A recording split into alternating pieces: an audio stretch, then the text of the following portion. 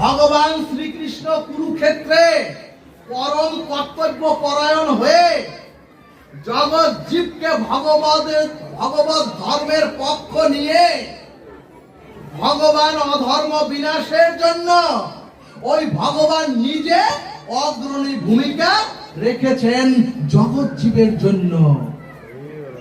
ঠিক তেমনি আমরাও যখন হরিনাম করে ভক্ত বলে দাবি করি, আমরাও যখন সাধু সঙ্গ করে ভক্ত বলে দাবি করি, আমরাও যখন গুরুদেবের মহামন্ত্র নিয়ে এক একজন ভক্ত সেজে বসেছি, আমরাও যখন ভক্ত দাবি করি,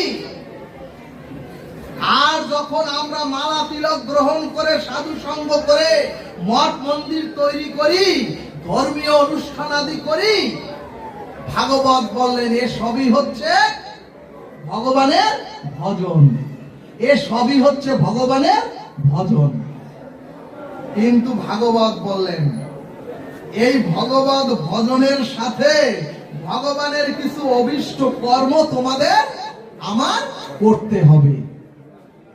খুব মন দিয়ে শ্রবণ করুন ভক্তগণ। হনুমান ধিক্কার দিয়ে বিভীষণকে বললেন, ও বিভীষণ, ও বিভীষণ, তুমি লঙ্কাপুরীর মধ্যে তো ভক্ত। ও বিভীষণ, আপনি রাক্ষসপুরীর মধ্যে শ্রেষ্ঠ ভক্ত হলেও আপনি ভগবান রামের চরণে প্রাপ্ত হবেন না। স্পষ্ট অক্ষরে বললেন হনুমান বিভীষণকে বললেন, আপনি যত বড় ভক্ত হন কিন্তু ভগবানের চরণ প্রাপ্ত আপনি হবেন না। তখন বিভীষণ প্রশ্ন করে বললেন, এত বড় ভক্ত হয়েও আমি কেন রামচরণ প্রাপ্ত হব না? তখন হনুমান বললেন, আপনি ভগবান রামচন্দ্রের নাম গুণাগুণ করেন। তখন হনুমান বললেন, আপনি ভগবান রামচন্দ্রের নাম গুণাগুণ করেন, কিন্তু আপনি ভগবান রামের কাজ বা কর্ম করেন না। সুধীজন, হনুমান বললেন, আপনি সারাদিন জয় সীতারাম বলেন, আপনি সারাদিন তুলসী সেবা পূজা ভক্তি করলেও আপনি ভগবান রামের কর্ম করেন না। তখন বিভীষণ বললেন, হে ভক্ত হনুমান, কৃপা করে বলুন আমি ভগবানের কি কাজ বা কি কর্ম করি না। তখন ভক্ত হনুমান বললেন, ও বিভীষণ, তুমি এত বড় ভক্ত সরাসরের, যখন পরম স্ত্রী হরণ করে জগৎ জননীকে বন্দী করা হলো, ও বিভীষণ, তখন তুমি প্রতিবাদ কেন করনি?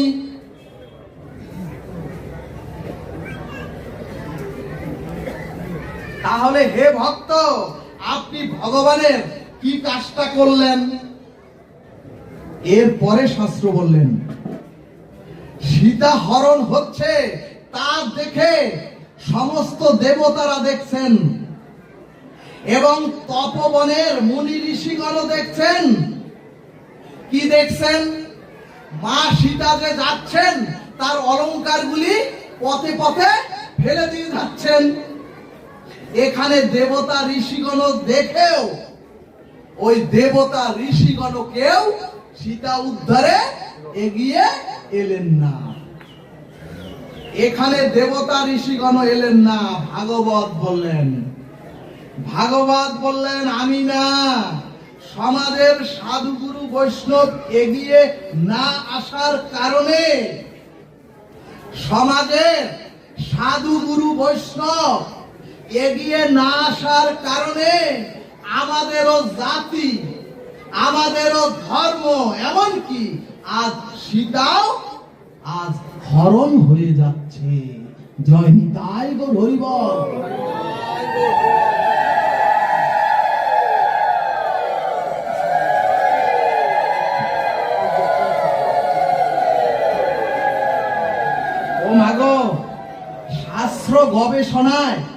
শাস্ত্র গবেষণায় সবচেয়ে বড় অভিশাপ হচ্ছে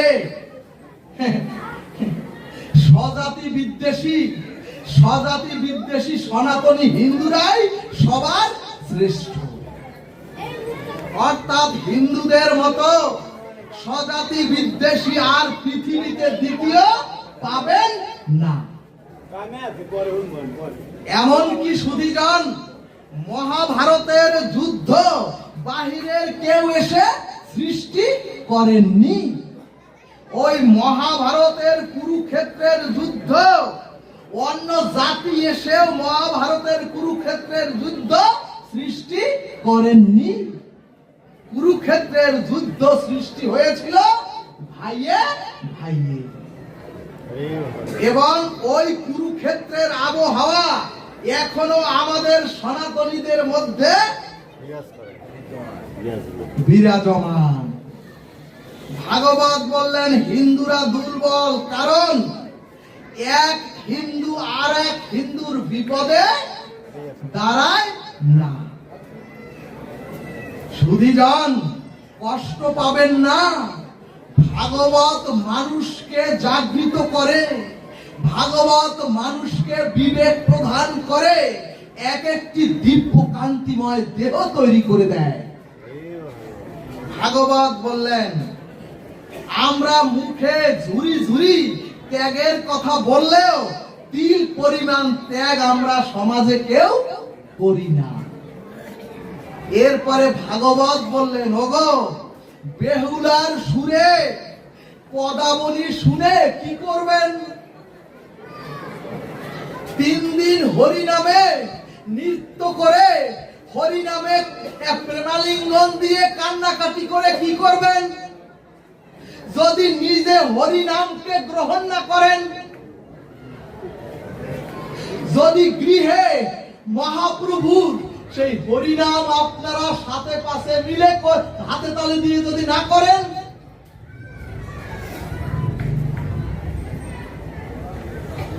যদি আপনার আমার গৃহ মন্দিরে ধর্মচর্চা শুরু না হয়, তাহলে 3 দিন হরিনাম করে কি করবেন?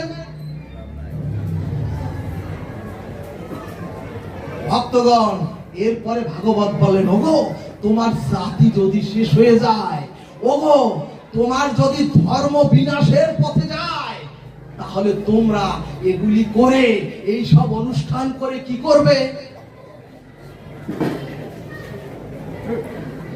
ভক্তগণ, এত দুর্গা পূজা, এত লক্ষ্মী পূজা, এত সরস্বতী পূজা, এত কার্তিক পূজা,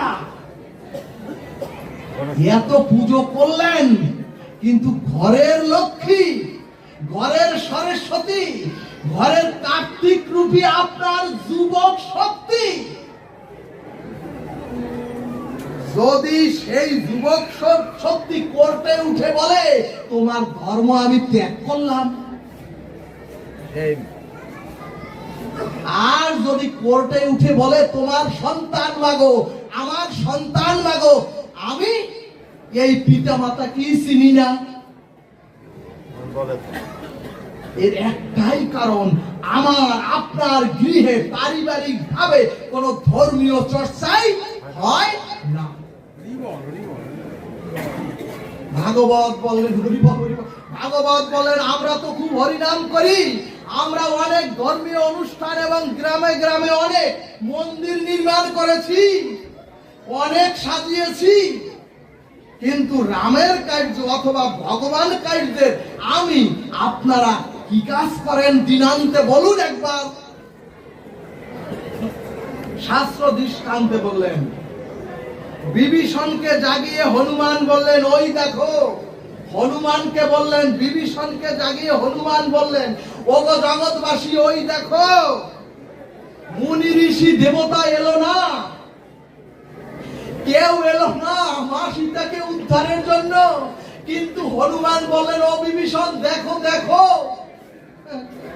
একজন গৃহী, একজন সামান্য গৃহী, অর্থাৎ শকুনের উপজাতি পাখি জটায়ু,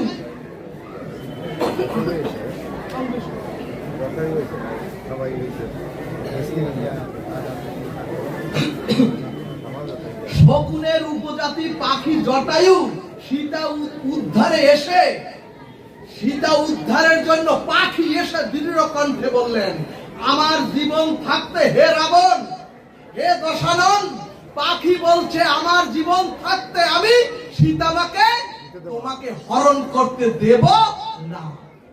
জয় নিতাই গৌর হরি বল।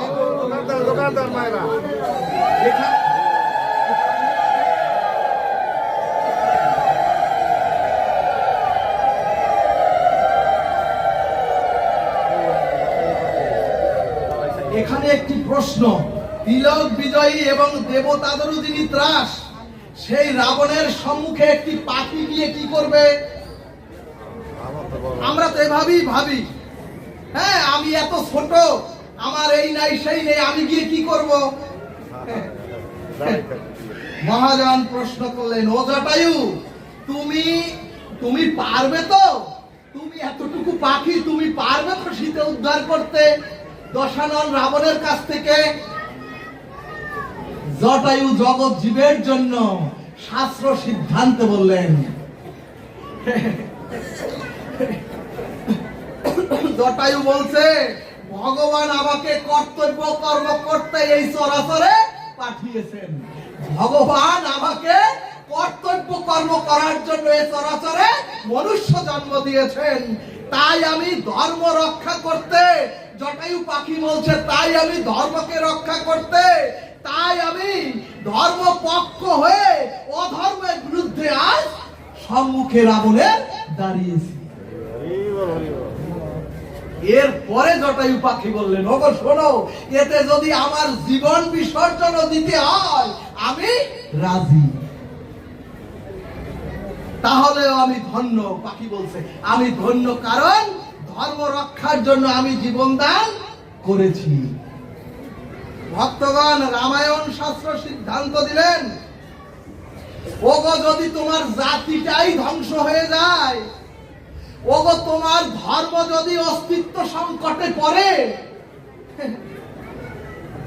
আর যদি আমার বোনেরা, আর যদি তোমার মেয়েরা যদি ধর্মচ্যুত হয়, অথচ তোমরা মঠ মন্দির আর অনুষ্ঠান করে নেচে গে ধর্ম করে কি করবে?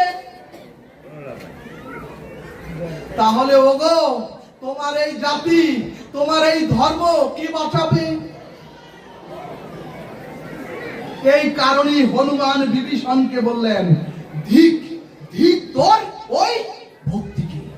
হনুমান বললেন, যে ভক্তিতে জাতি ধর্ম সন্তানকে বাঁচাতে পারে না, যে ভক্তিতে এই জাতিকে রক্ষা করতে পারে না, সে ভক্তিকে ধিক।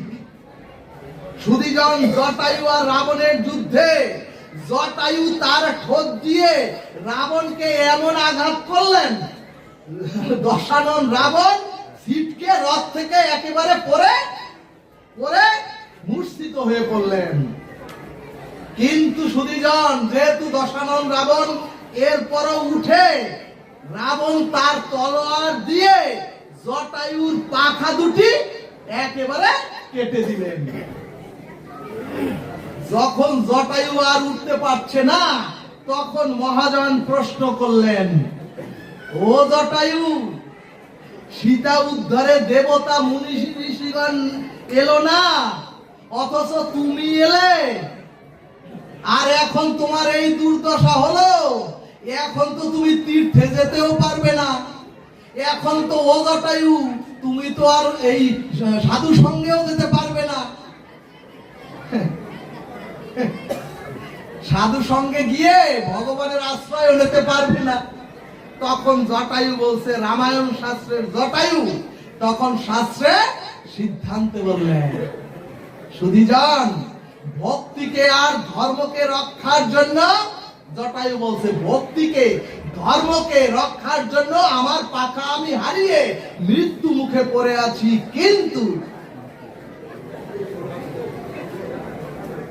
কিন্তু শুনে রাখো হে জগৎজীব, এখন আর আমার হরিবাসরে, এখন আর আমার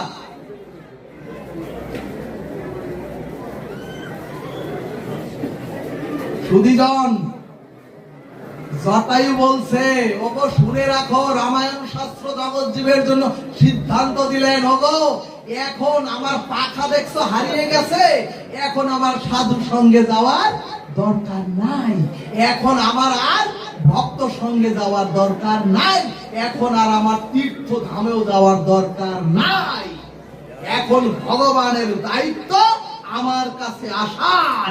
জয় নিতাই গৌর হরিবল।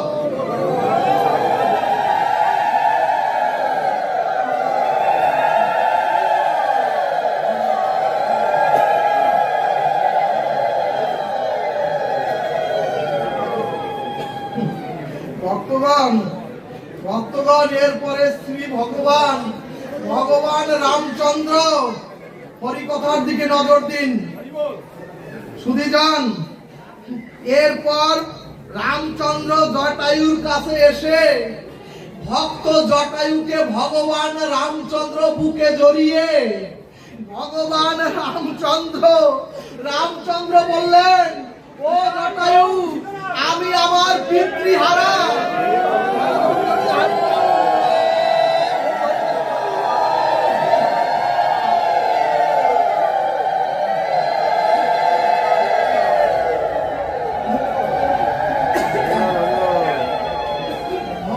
রামচন্দ্র বলছে, ও ভক্ত, ও জটায়ু, আমি পিতৃহারা, দেখো আমি মাতৃহারা, আমি অযোধ্যা হারা, দেখো ও ভক্ত দেখো, স্বয়ং ভগবান রামচন্দ্র তার বুকে জড়িয়ে তার দিব্য রথে চাপিয়ে জটায়ুকে একেবারে বৈকুণ্ঠ ধামে পৌঁছে দিলেন ভগবান রামচন্দ্র।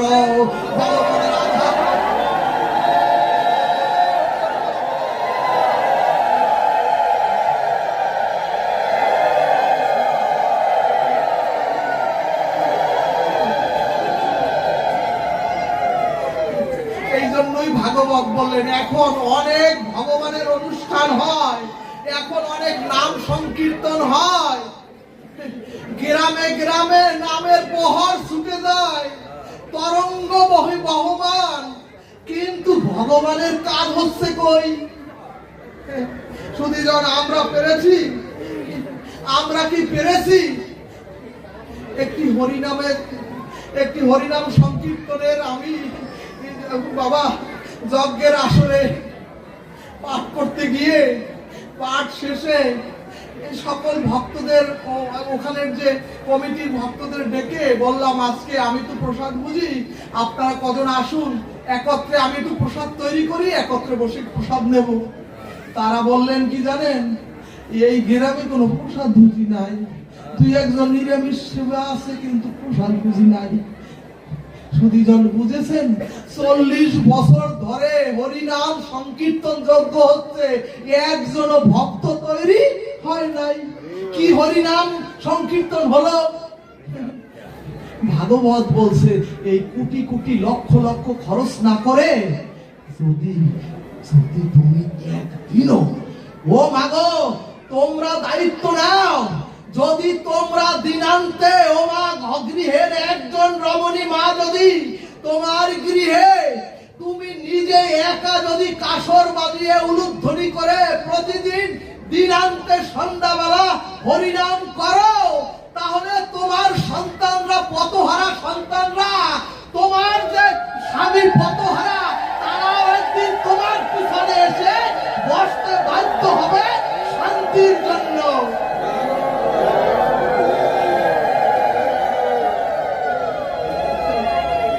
হরিবল, আমরা কি পেরেছি একজন ভগবানকে প্রসাদ লাগিয়ে, ভোগ লাগিয়ে প্রসাদ পেতে? আমরা কি পেরেছি প্রত্যেক সন্তান নরনারী কণ্ঠে কণ্ঠী মালা পড়তে তুলসীর? আমরা কি পেরেছি একাদশীর দিন অন্তত ৫০-৭০০ আমরা পরিহার করতে?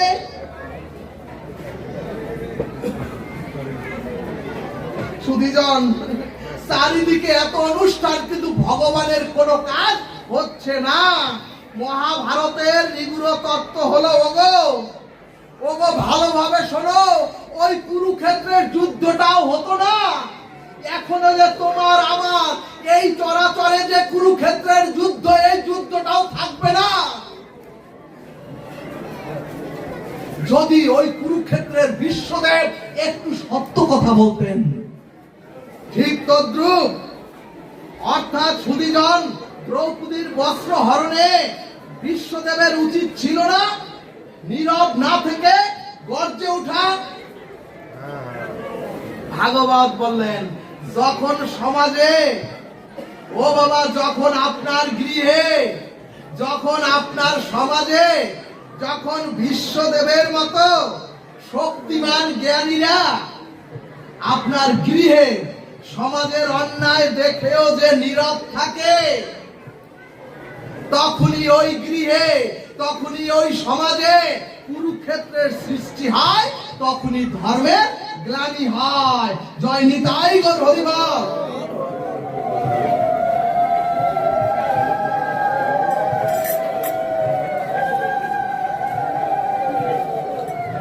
ও মাগো, আমাদের ধর্ম সমাজের দিয়ে তাকিয়ে দেখবেন, যাদের সামর্থ্য এবং অর্থ আছে, সুধীজন ভাগবতের টিকা বলছে, যাদের ধর্ম সমাজের দিকে তাকিয়ে দেখবেন, যাদের সামর্থ্য আছে এবং অর্থ আছে, তারা গা বাঁচানোর জন্য নীরব এবং ব্যস্ততা দেখায়। শাস্ত্র বললেন, সমাজে বিশ্বদেবের মতো জ্ঞানী শক্তিমান যখন নীরব থাকে, সত্যের পক্ষে না থাকে, অসত্যের পক্ষে যখন প্রতিবাদ না করে, তখনই কুরুক্ষেত্রের সৃষ্টি হয়ে সমাজ নষ্ট হয়। তখনই দুর্যোধনেরা দ্রৌপদীর বস্ত্র ধরে টানতে থাকে। ভক্তগণ, শুধু ধর্মীয় অনুষ্ঠান নয়, সমাজকে, জাতিকে, প্রজন্মকে যদি ফেরাতে হয়, উৎসমুখী করতে হয়, যদি জাতিকে বাঁচাতে হয়, ধর্মের গ্লানির থেকে যদি ধর্মকে রক্ষা করতে হয়, তাহলে পরিবারের থেকে ধর্ম চর্চা শুরু করুন। নতুবা সনাতনী হিন্দুদের জাদুঘরে স্থান হবে অদূর ভবিষ্যতে।